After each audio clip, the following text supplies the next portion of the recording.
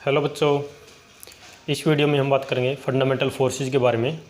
Fundamental forces क्या होते हैं और बाकी जितने भी फोर्सेस होते हैं वो सारे के सारे फंडामेंटल फोर्सेस से कैसे अराइज होते हैं, इसके बारे में हम यहाँ पर इस वीडियो में डिस्कस करेंगे। तो चलिए शुरू करते हैं। तो फंडामेंटल फोर्सेस जो है मेनली जैसे चार तरह के हमारे फंडामेंटल फोर्सेस होते हैं: gravitational force, weak nuclear force, electromagnetic force and nuclear force. ठीक, स्ट्रॉन्ग न्यूक्लियर फोर्स भी जिसको हम बोलते हैं। तो देखिए, सबसे पहले ग्रेविटेशन फोर्स है, तो वन बाय वन हम डिस्कस करेंगे इनके बारे में। तो जो ग्रेविटेशनल फोर्स है सबसे पहले यूनिवर्सल अट्रैक्टिव फोर्स। जो ग्रेविटेशनल फोर्स है ये क्या है? यूनिवर्सल फोर्स है। सबसे पहले तो क्या है, ग्रेविटेशनल फोर्स जो है वो हर जगह लगता है, चाहे आप वो मैक्रोस्कोपिक वर्ल्ड लो या फिर माइक्रोस्कोपिक वर्ल्ड की बात करें, यानी कि एक एटम से लेके प्लैनेट तक, सेलेस्टियल बॉडीज तक, वो हर जगह ग्रेविटेशनल फोर्स आपका अप्लाई होता है। ठीक है, यूनिवर्सल है, हर जगह लगता है। अट्रैक्टिव फोर्स, ठीक है, हमेशा क्या होगा, अट्रैक्टिव फोर्स होगा ग्रेविटेशन फोर्स जो है। ठीक है, हर जगह क्या करेगा, ये दो ऑब्जेक्ट को जिनका कुछ न कुछ मास होता है उनको ये अट्रैक्ट करेगा। ठीक है, सेकंड पॉइंट है वीकेस्ट इन नेचर। नेचर में सबसे वीकेस्ट है, सबसे जो है ये फोर्स जो है इसकी जो स्ट्रेंथ है सबसे कम होती है। ठीक है, वो कंपैरिजन करेंगे, जैसे यहाँ पर मैंने लिखा भी है, यहाँ पर कंपैरिजन क्या है कि जैसे अगर इनका स्ट्रेंथ को हम कंपेयर करें तो अगर रेशो फाइंड करें तो मान लीजिए अगर इसकी रेशो इसकी 1 आती है तो वीक न्यूक्लियर फोर्स की 10 की पावर 25 होगी, इलेक्ट्रोमैग्नेटिक की 10 की पावर 36 और स्ट्रॉन्ग न्यूक्लियर की 10 की पावर 38। ठीक है, तो यानी कि सबसे क्या है, वीकेस्ट फोर्स है, सबसे जो है कमज़ोर फोर्स है नेचर में। थर्ड पॉइंट है लॉन्ग रेंज फोर्स।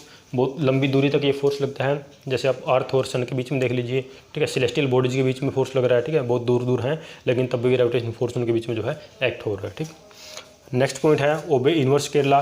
ये देखिए, ठीक है, इन्वर्स स्क्वायर लॉ को ओबे कर रहा है। ठीक है, आर का स्क्वायर है तो इन्वर्सली प्रोपोर्शनल है ये आर के स्क्वायर के, तो क्या कहते हैं, obey inverse square law. Next point है central forces along the center act होता है। मान लीजिए जिस दो ऑब्जेक्ट मैं ऐसे लेता हूँ, एक ऑब्जेक्ट ये है, दूसरा ये है। ठीक है, तो इन दोनों के सेंटर्स को मिलाने वाली कोई लाइन ऐसे मैं ड्रॉ करूँगा तो उसके ऊपर ही ये फोर्स लगता है। ठीक है, उसको अलोंग ही लगता है। ठीक है, जैसे ये क्या करेगा, इस ऑब्जेक्ट को इधर फोर्स लगाएगा, ये इसके ऊपर इधर फोर्स लगाएगा, दोनों अट्रैक्ट करेंगे। और जो अट्रैक्ट करेंगे, जो किस लाइन के ऊपर अट्रैक्ट करेंगे, वो जो सेंट्रल जो लाइन है, ठीक है, उसके अलोंग ये फोर्स लगता है, तो इसे बोलते हैं सेंट्रल फोर्स। कंजर्वेटिव मीन्स क्या है, this is position dependent, not path dependent नहीं है। ठीक है, पोजीशन कैसे, यानी कि जैसे ये है कि सिर्फ किस पे डिपेंड करता है, पोजीशन पे। ठीक है, इनिशियल और फाइनल पोजीशन पे, यानी कि पाथ पे डिपेंड नहीं करता। जैसे क्या है कि जैसे कोई हाइट है, ठीक है, ये जैसे अर्थ होगी, यहाँ से कोई पॉइंट की हाइट ये है। ठीक है, मान लीजिए ये h हाइट है। ठीक है, तो इसकी पोटेंशियल एनर्जी क्या लिखते हैं हम, mgh लिखते हैं। अभी कोई दूसरा कोई पॉइंट है, दूसरा कोई ऑब्जेक्ट है, उसको मैं क्या करता हूँ, जैसे पहले यहाँ पे इधर लेके गया, फिर उसको इधर लेके गया, फिर इधर लेके गया, फिर इधर, फिर यहाँ पर फाइनली इस पॉइंट पर मैं लेके आया, तो यहाँ पर उसकी पोटेंशियल एनर्जी भी सेम ही होगी। अगर ये हाइट जो है उसके लिए h है तो उसकी पोटेंशियल एनर्जी भी सेम होगी mgh की। ऐसा क्यों होगा, क्योंकि जो इसके ऊपर फोर्स लग रहा है, कौन सा फोर्स लग रहा है, यहाँ पर ग्रेविटेशनल फोर्स लग रहा है। तो यहाँ पर जो ग्रेविटेशनल फोर्स लग रहा है वो क्या है, कंजर्वेटिव है। ठीक है, यह पोजीशन डिपेंडेंट है, पाथ पे डिपेंड नहीं करता। चाहे आप उसको कहीं भी किसी भी पाथ से लेके जाएँ, वो फाइनली डिपेंड करेगा आपकी इनिशियल और फाइनल पोजीशन। इनिशियल पोजीशन ये है, फाइनल पोजीशन ये है, इसके लिए भी इनिशियल पोजीशन ये है, फाइनल पोजीशन ये है। डिपेंड नहीं करेगा कौन से पाथ से हम उसको उस पॉइंट तक लेके गए, सिर्फ डिपेंड करेगा पोजीशन पे। ठीक है, नेक्स्ट पॉइंट है इसमें फील्ड पार्टिकल। फील्ड पार्टिकल का मतलब ये है कि ये जो ग्रेविटेशनल फोर्स लग रहा है दो बॉडीज़ के बीच में, ये इसका रीजन क्या है। ठीक है, यानी कि क्या कुछ कोई मैटर एक्सचेंज हो रहा है दो बॉडीज़ के बीच में, क्या चीज़ है जो एक्सचेंज हो रही है जिसकी वजह से ये फोर्स लग रहा है, तो वो जो पार्टिकल है वो यहाँ पर है ग्रेविटोन। हम मानते हैं, ये माना जाता है कि ग्रेविटोन के एक्सचेंज होने की वजह से ही दो बॉडीज़ के बीच में ग्रेविटेशनल फोर्स लगता है। ठीक है, नेक्स्ट फोर्स है वीक न्यूक्लियर फोर्स। तो ये फोर्स कब लगता है, देखिए वीक न्यूक्लियर फोर्स आपको बता रहे हैं, आपने जैसे कोई रेडियोएक्टिव कोई सब्सटेंस होता है तो उसके अंदर से रेडिएशन एमिट होती हैं। ठीक है, जो बीटा रेज जो निकलती है उसके अंदर से, तो देखो बीटा रेज क्या होती है, एक तरह से इलेक्ट्रॉन होते हैं, इलेक्ट्रॉन की एक रेज होती है। तो जो बीटा रेज जो निकलती है किसी न्यूक्लियस से, देखो न्यूक्लियस के अंदर तो इलेक्ट्रॉन होता नहीं है, तो न्यूक्लियस के अंदर इलेक्ट्रॉन कैसे बनता है, जब कोई न्यूट्रॉन एक न्यूट्रॉन जब प्रोटॉन और इलेक्ट्रॉन में कन्वर्ट होता है। ठीक है, क्या होता है, बीटा रेज कैसे निकलती है किसी न्यूक्लियस के अंदर, न्यूक्लियस के अंदर इलेक्ट्रॉन तो होता ही नहीं है, तो क्या होता है, जो न्यूट्रॉन है वो कन्वर्ट होता है प्रोटॉन में और इलेक्ट्रॉन में। ठीक है, न्यूट्रॉन कन्वर्ट हो जाएगा किसमें, एक प्रोटॉन में और एक इलेक्ट्रॉन में। तो ये इलेक्ट्रॉन जो उसमें कन्वर्ट हुआ तो वो इलेक्ट्रॉन न्यूक्लियस से निकलता है, उसको हम बीटा रे बोलते हैं। ठीक है, बीटा रे बोलेंगे। तो देखो जो बीटा रेज निकलती है, जो इलेक्ट्रॉन ये निकलेंगे, तो उसके साथ क्या है कि इलेक्ट्रॉन तो निकलते हैं साथ में, लेकिन साथ में कुछ और पार्टिकल भी निकलते हैं, ठीक है, जब जिनको हम बोलते हैं, जैसे यहाँ पर मैं बोलूँगा एंटी न्यूट्रिनो। एंटी न्यूट्रिनो यहाँ पर क्यों निकल रहे हैं साथ में, क्योंकि यहाँ पर क्या है, कुछ फंडामेंटल देखो हमारे कंजर्वेशन लॉज भी होते हैं, जहाँ पर हम एनर्जी कंजर्वेशन, मोमेंटम कंजर्वेशन, बहुत सारे ये लॉ वहाँ पर अप्लाई करते हैं, ठीक है। तो उन कंजर्वेशन लॉज को यहाँ पर हम क्या करने के लिए, सेटिस्फाई करने के लिए यहाँ पर मानेंगे कि इसके बीटा डीके में इलेक्ट्रॉन के साथ क्या एमिट होता है, एंटी न्यूट्रिनो, ठीक है, एक पार्टिकल है जिस, ठीक है, कोई पार्टिकल जैसे यहाँ पर मैंने लिखा है न्यूट्रॉन कन्वर्ट हो जाता है इलेक्ट्रॉन और प्रोटॉन में with these electron an uncharged particle antineutrino, ठीक है, न्यू बार से उसको मैं लिख रहा हूँ, एंटी न्यूट्रिनो भी जो है एमिट होता है, और वो जो एंटी न्यूट्रॉन एमिट हुआ है उसकी और इलेक्ट्रॉन के बीच में जो इंटरेक्शन होगा वो इंटरेक्शन किससे होता है, वो होता है थ्रू वीक न्यूक्लियर फोर्सेज, ठीक है, यानी कि इलेक्ट्रॉन और एंटी न्यूट्रिनो के बीच में कौन सा फोर्स लगता है, वीक न्यूक्लियर फोर्स। तो ये आपका वीक न्यूक्लियर फोर्स, ठीक है। ये ग्रेविटेशन फोर्स से स्ट्रॉन्ग होता है, कितना स्ट्रॉन्ग होता है, 10⁻25 टाइम्स इतने ज़्यादा से स्ट्रॉन्ग होता है, ठीक है। नेक्स्ट आपका इलेक्ट्रोमैग्नेटिक फोर्स।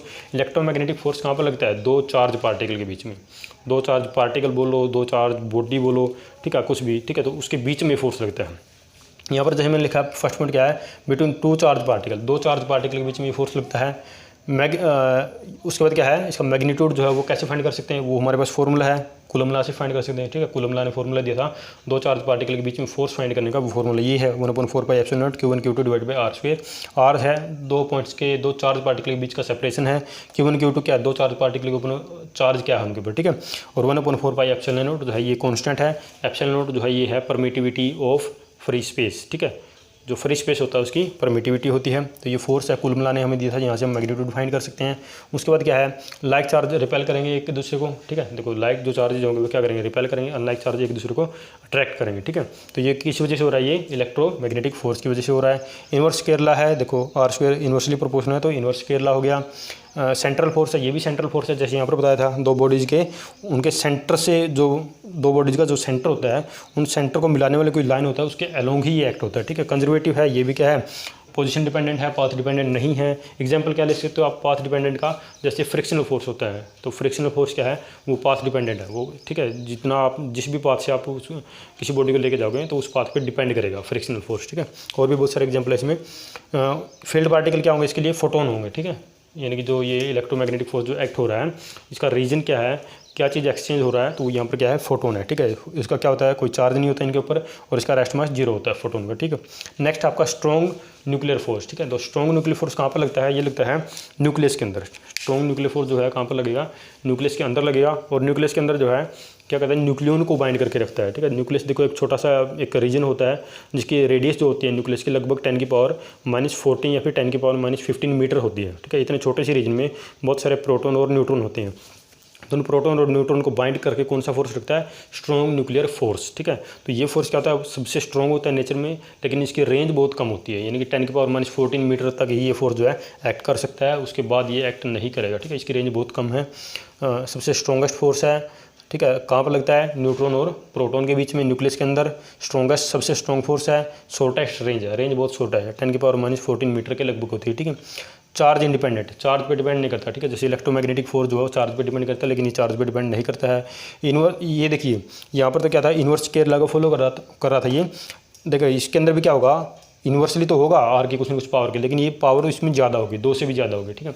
कहने का मतलब ये है कि जैसे जैसे दो आपके जो न्यूक्लियाई है, ठीक है, दो न्यूक्लियन है, ठीक है, वो दो, जैसे एक मान लीजिए एक न्यूट्रॉन है एक प्रोटॉन है, उनके बीच में जैसे वो सेपरेशन बढ़ रही है तो ये फोर्स बहुत तेज़ी से डिक्रीज होता है, यानी कि आर की पावर, ये जो एन लिखा मैंने, एन ये 2 से भी ज़्यादा होगी, ठीक है। नॉन सेंट्रल है, सेंट्रल फोर्स नहीं है, जैसे यहाँ पर बताया था, साथ में नॉन कंजर्वेटिव भी है। फील्ड पार्टिकल यहाँ पर होगा पाई मेजन, ठीक है, यानी कि जो पार्टिकल है दो न्यूक्लियन के बीच में कौन सा एक पार्टिकल है जो एक्सचेंज हो रहा है जिसकी वजह से फोर्स लग रहा है, उसे हम बोलेंगे पाई मेजन, ठीक है। तो ये आपका फंडामेंटल फोर्सेज इन नेचर, 4 तरह के फंडामेंटल फोर्सेज होते हैं, आपने पढ़े, gravitational, weak nuclear force, electromagnetic force and strong nuclear force, ठीक है। उनका हमने कंपैरिजन भी कर रखा है। अगर उनका रेशो हम लें स्ट्रेंथ का, तो इसका जैसे मान लीजिए अगर इसका 1 है तो इसका 10⁻25, इसका 10⁻36, इसका 10⁻38, यानी कि सबसे स्ट्रॉन्गेस्ट कौन सा है, स्ट्रॉन्ग न्यूक्लियर फोर्स, ठीक है। तो ये था आपका फंडामेंटल फोर्सेज, ठीक है।